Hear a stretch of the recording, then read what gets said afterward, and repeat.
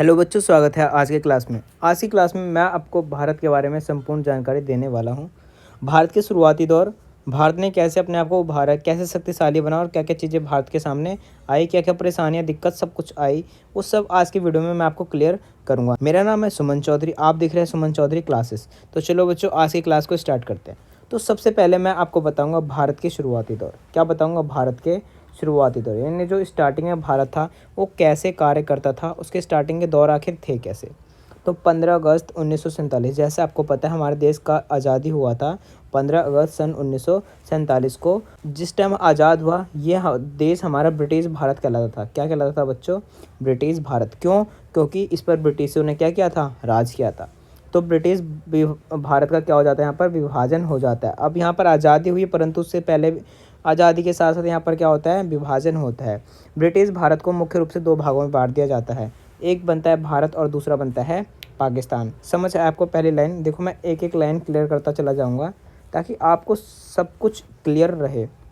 मैंने बोला यहाँ पर कि 15 अगस्त 1947 को ब्रिटिश भारत का क्या हो जाता है? विभाजन हो जाता है। ब्रिटिश भारत को मुख्य रूप से दो भागों में बांटा जाता है। कितने भागों में? दो भागों में। एक भाग बनता है भारत और दूसरा भाग बनता है पाकिस्तान। ठीक है, क्लियर? आगे बढ़ते हैं। जो हिस्सा भारत के क्षेत्र में आया, यानी जो हिस्सा भारत बना, भारत के क्षेत्र में आया, उसमें भी दो अलग अलग हिस्से थे। यानी भारत में भी कितने हिस्से बने? दो हिस्से अलग अलग थे। पहला था तो भारत, जिसमें नॉर्मल भारतीय लोग रहा करते थे, और दूसरा था देसी रजवाड़े। रजवाड़े से रिलेटेड है राजा, यानी अभी भी वहाँ पर क्या करते थे? राजा शासन किया करते थे। तो ठीक है, समझ आया यहाँ पर कि जो हिस्सा भारत के पास आया उसमें भी दो अलग अलग हिस्से थे। एक तो था नॉर्मल भारत और दूसरा था रजवाड़े। ठीक है। आज़ाद होने के साथ साथ भारत के सामने सबसे बड़ी चुनौती थी, यानी आज़ाद होने के साथ साथ भारत के सामने सबसे बड़ी चुनौती ये थी कि इन रजवाड़ों को भारत में शामिल कैसे किया जाए ताकि संपूर्ण भारत का निर्माण हो सके। ठीक है, यानी सबसे मेन इंपॉर्टेंट मुद्दा यहाँ पर, सबसे कठिन मुद्दा ये था कि इन रजवाड़ों को भारत में कैसे भी करके शामिल करवाना है। समय लगा, काफ़ी टाइम बीता, परंतु समय के साथ साथ जितने भी देसी रजवाड़े थे वो क्या हो गए? भारत में शामिल हो गए। क्या हो गए? भारत में शामिल हो गए। और इस तरह संपूर्ण भारत का क्या हुआ? निर्माण हुआ। समझ आया आपको? ये भारत के शुरुआती दौर दोबारा से क्लियर कर देता हूँ। 15 अगस्त 1947 को देश आज़ाद होता है। ब्रिटिश भारत उस टाइम पे नाम है क्योंकि ब्रिटिशों का राज हुआ करता था। तो विभाजन होता है ब्रिटिश भारत का।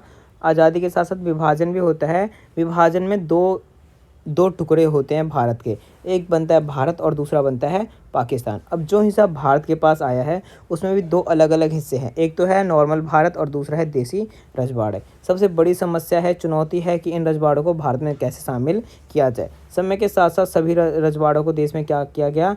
मिला लिया गया, और इस तरह संपूर्ण भारत का क्या हो गया बच्चों? निर्माण हो गया। ठीक है, तो ये थी भारत की शुरुआती दौर। अब हम जानेंगे चीन की समस्या। मैंने ऑलरेडी बता चुका है कि हमारे 1962 में चीन के साथ क्या हुए थे? युद्ध हुए थे। तो अब जान लो उससे पहले थोड़ी सी क्या क्या चीज़ें यहाँ पर हुई है। तो अब मैं आपको बता रहा हूँ भारत और चीन। क्या बता रहा हूँ? भारत और चीन। तो भारत और चीन के बीच में एक पंचशील समझौता नामक समझौता हुआ है। क्या?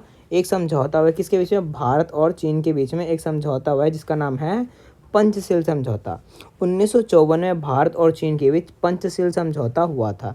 यानी 1954 में भारत और चीन के बीच में एक समझौता हुआ जिसका नाम रखा गया पंचशील समझौता। पंचशील इसलिए क्योंकि इसके अंदर 5 बातें हैं। कितनी है? 5 सिद्धांत है। इस सिद्धांत को 5 सिद्धांत भी कहते हैं। ठीक है, तो इस समझौते में 5 सिद्धांत थे। कौन कौन से? पहला है कि एक दूसरे की अखंडता और संप्रभुता का सम्मान देना है। यानी एक दूसरे का सम्मान, इज्जत, अखंडता, संप्रभुता जो भी है जिसके देश का, उसको सम्मान देना है। ऐसा नहीं है कि भारत चीन को नीचा दिखाने की कोशिश करेगा और चीन भारत को नीचा दिखाने की कोशिश करेगा। ऐसा बिल्कुल भी नहीं होगा। एक दूसरे को सम्मान देना है ऑल द टाइम। ठीक है। दूसरा है परस्पर अनाक्रमण, यानी हम कभी भी एक दूसरे पर आक्रमण नहीं करेंगे, अनाक्रमण रहेगा। परस्पर अनाक्रमण, ठीक है, यानी आक्रमण नहीं करना। एक दूसरे के आंतरिक मामले में हस्तक्षेप नहीं करना।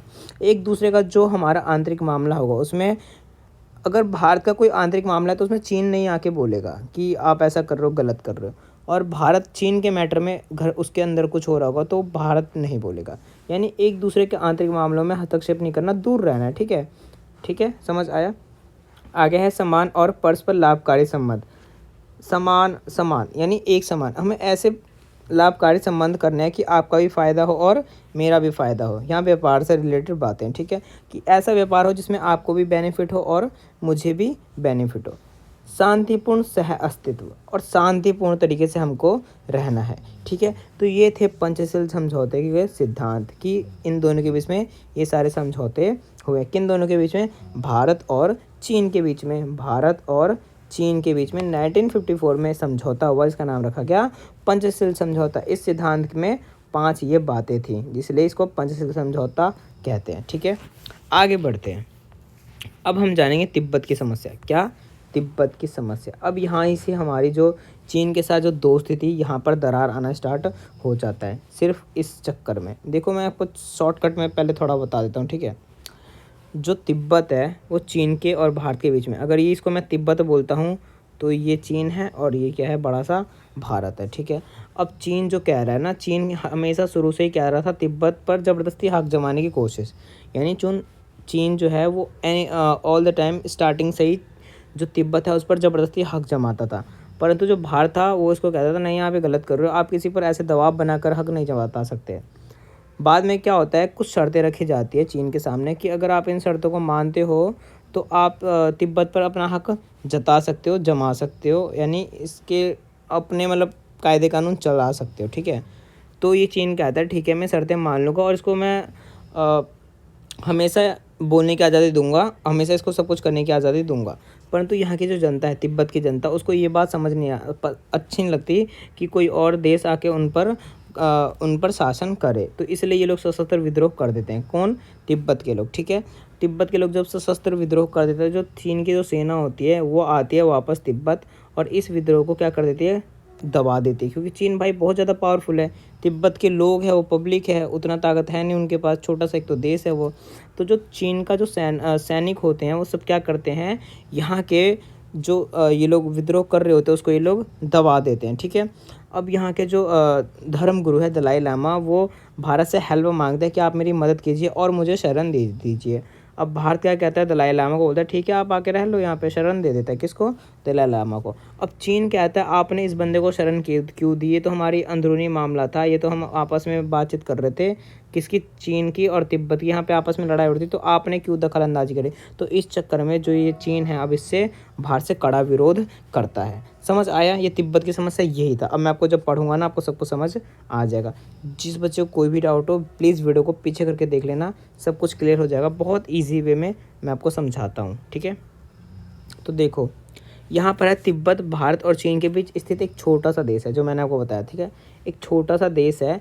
चीन शुरू से तिब्बत पर अपना अधिकार जताता हुआ आया, यानी शुरू से ही स्टार्टिंग से ही जो तिब्बत है चीन उस पर क्या जमाता आया, अधिकार जमाता आया। पर भारत का मानना इससे ठीक उल्टा था, यानी भारत कहता था नहीं आप ये गलत कर रहे हो, आपको ऐसा नहीं करना चाहिए। 24 अप्रैल 1954 को कुछ शर्तों के साथ भारत ने तिब्बत पर चीन का अधिकार स्वीकार कर लिया, यानी कुछ शर्तें रखी गई चीन के सामने। जब चीन ने वो शर्तें मान ली तो भारत ने भी उसको स्वीकृति दी थी, बोला ठीक है आप लोग यार जो मर्जी कर सकते हो, ठीक है।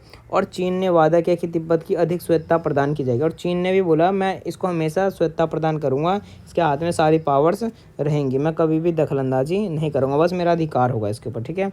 परंतु ऐसा नहीं हुआ। परंतु चीन ने बिल्कुल भी ऐसा कुछ भी नहीं किया, यानी इसने चीट किया भारत के साथ भी और तिब्बत के साथ भी, ठीक है, यानी अपने वादे से मुकर गया।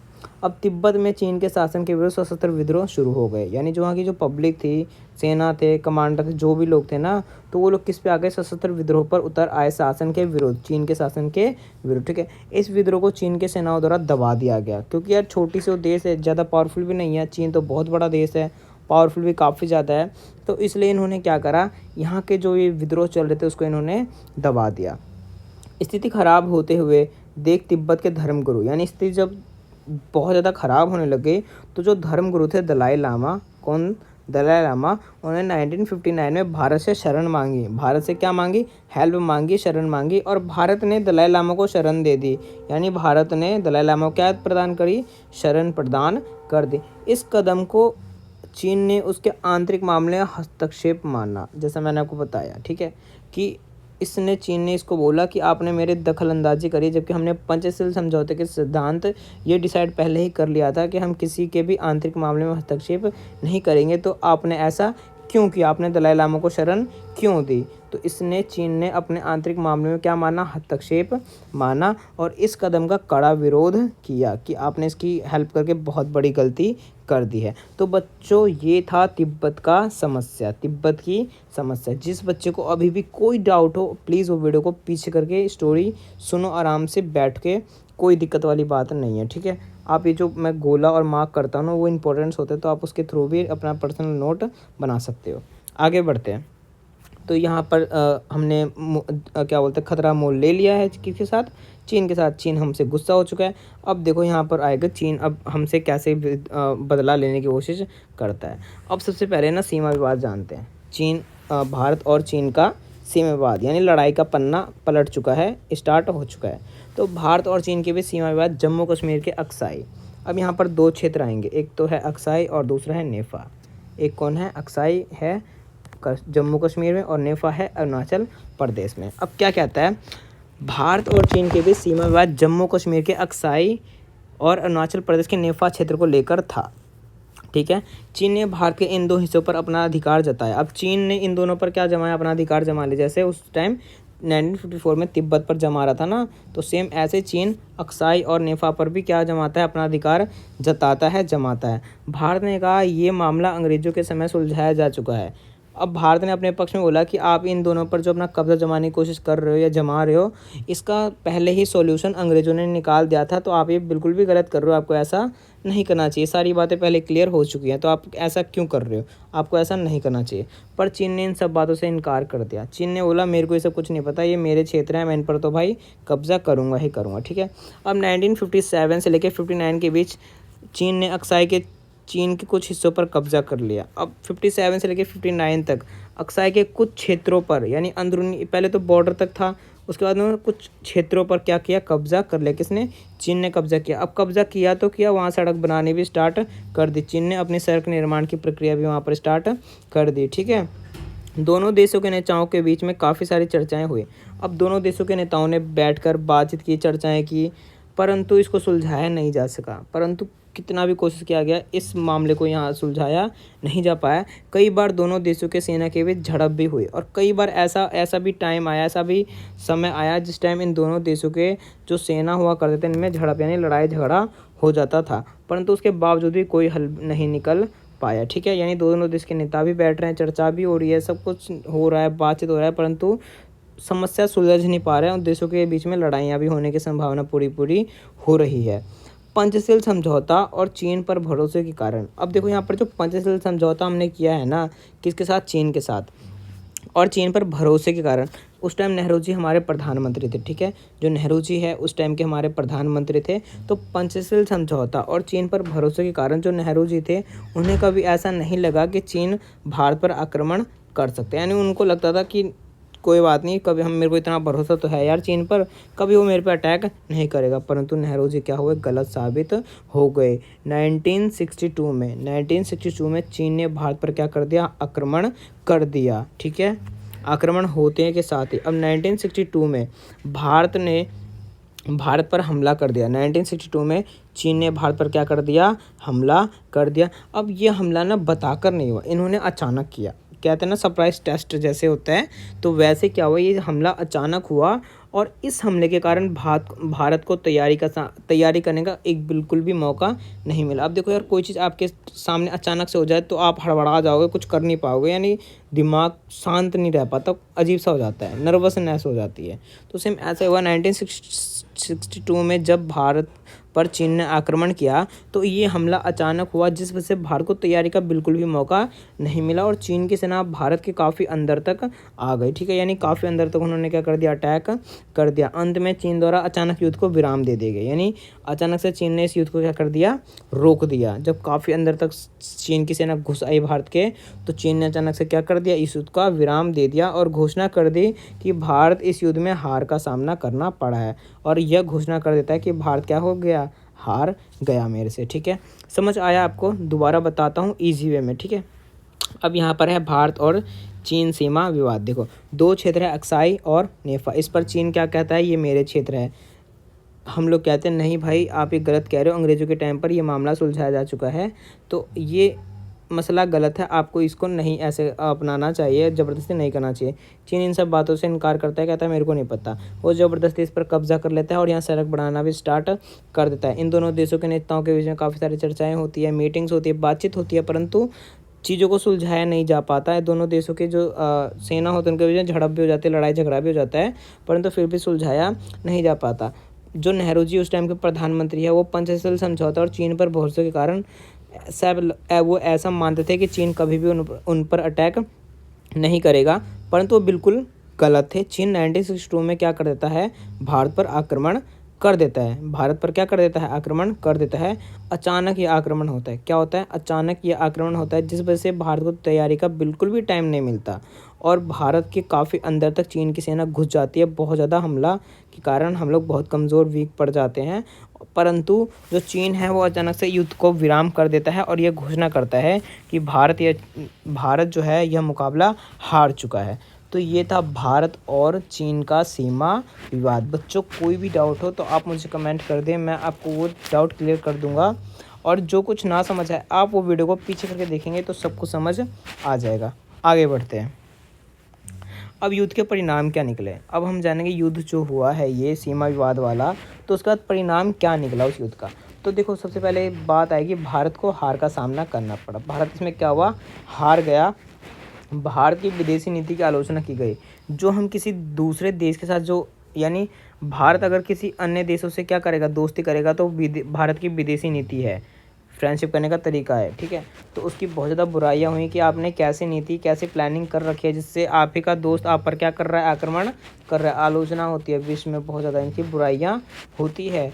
कई बड़े सैन्य कमांडर इस्तीफ़ा देते हैं। जो बड़े बड़े सैन्य कमांडर्स होते हैं वो शर्म के मारे क्या देते हैं, इस्तीफ़ा दे देते हैं, गुस्से में इस्तीफ़ा दे देते हैं कि हमें नहीं रहना, हमें कमांडर नहीं बनना। रक्षा मंत्री वी.के. कृष्णा मेनन ने मंत्रिमंडल छोड़ दिया। जो रक्षा मंत्री थे उस टाइम के वी.के. कृष्णा मेनन, वो मंत्रिमंडल को क्या कर देते हैं, छोड़ देते हैं। पहली बार सरकार के खिलाफ अविश्वास पत्र लाया गया, यानी अब ना सरकार पर विश्वास नहीं था, क्योंकि नेहरू जी यहाँ पर गलत हो गए थे, तो इसलिए पहली बार सरकार के खिलाफ अविश्वास पत्र को लाया गया। भारत में मौजूद कम्युनिस्ट पार्टी का बंटवारा हो गया। भारत में जो उस टाइम पे कम्युनिस्ट पार्टी चल रही थी उसका भी क्या हो जाता है, यहाँ पर विभाजन हो जाता है। नेहरू की छवि को बहुत ज़्यादा नुकसान पहुँचा है। जो नेहरू जी जो थे हमारे प्रधानमंत्री उस टाइम के, उनकी जो छवि होती है उनको बहुत ज़्यादा नुकसान पहुँचता है। तो ये थे बच्चों युद्ध के परिणाम। क्या, युद्ध के परिणाम। आज इस वीडियो का पार्ट 1 था, ये यहाँ तक मैं ख़त्म करता हूँ। कल मैं आपको भारत और पाकिस्तान के बीच के बारे में बताऊँगा। आज मैंने आपको भारत चीन के बारे में बताया, कल मैं आपको भारत और पाकिस्तान के बारे में बताऊँगा। जिस बच्चे को अभी भी कोई भी डाउट हो, आप वीडियो को पीछे करके देखो, सब कुछ समझ आ जाएगा। और कल मैं आपको भारत और पाकिस्तान समझाने वाला हूं, तो वीडियो को लाइक करके चैनल को सब्सक्राइब कर लेना, ताकि जैसे मैं वीडियो अपलोड करूं आपको सबसे पहले मिल जाए। थैंक यू सो मच, मिलते हैं कल।